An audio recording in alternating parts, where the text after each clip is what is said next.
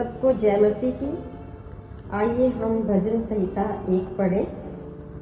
क्या ही धन्य है वह पुरुष जो दुष्टों की युक्ति पर नहीं चलता और न पापियों के मार्ग में खड़ा होता और न ठट्ठा करने वालों की मंडली में बैठता है, परंतु वह तो यहोवा की व्यवस्था से प्रसन्न रहता और उसकी व्यवस्था पर रात दिन ध्यान करता रहता है।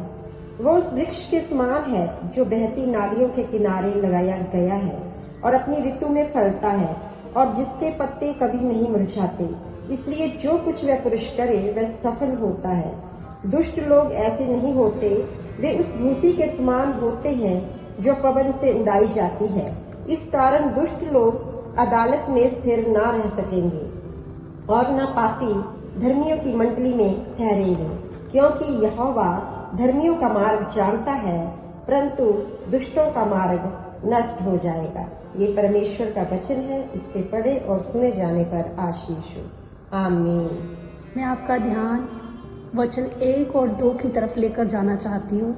लिखा है, धन्य है वह पुरुष जो दुष्टों की युक्ति पर नहीं चलता और न पापियों के मार्ग में खड़ा होता है और न ठट्ठा करने वालों की मंडली में बैठता है। वह तो यहोवा की व्यवस्था से प्रसन्न रहता है, उसकी व्यवस्था पर दिन रात ध्यान करता रहता है। मेरी बहनों और भाइयों, जब एक धर्मी व्यक्ति ऐसी चाल चलता है, इन वचनों के अनुसार अपना जीवन जीता है, परमेश्वर का कलाम कहता है वह धन्य है, वह आशीषित है, वह ब्लेस्ड है जो ऐसी खरी चाल चलता है। परमेश्वर के वचन के अनुसार परमेश्वर की आशीष ऐसे ही धर्मी व्यक्ति के लिए है। लिखा है, वह उस वृक्ष के समान है जो बहती नालियों के किनारे लगाया गया है। वह अपनी ऋतु में फलता है, जिसके पत्ते कभी नहीं मुरझाते। जो कुछ वह पुरुष करता है वह सफल होता है। बहती नालियों के किनारे लगाया हुआ वृक्ष, परमेश्वर के वचन के अनुसार वो वृक्ष अपनी ऋतु में फलता है। हालेलुया। बहती नाली, वो बहती नदी यीशु मसीह है, और जो उस नदी के किनारे वृक्ष लगा है वो हम है। जो उस नदी के किनारे वृक्ष लगा रहता है, यानी जब हम परमेश्वर की प्रेजेंस में बने रहते हैं, उस वृक्ष के समान उस नदी से जुड़े रहते हैं, परमेश्वर का वचन कहता है वह अपनी ऋतु में फलता है, उसके पत्ते कभी नहीं मुरझाते। जो कुछ वह पुरुष करता है वह सफल होता है। उसकी प्रेजेंस में, उसकी उपस्थिति में बिताया हुआ समय व्यर्थ नहीं है, क्योंकि जब हम नए नियम में देखते हैं, वचन कहता है कि मसीह में की गई मेहनत व्यर्थ नहीं है। आमीन।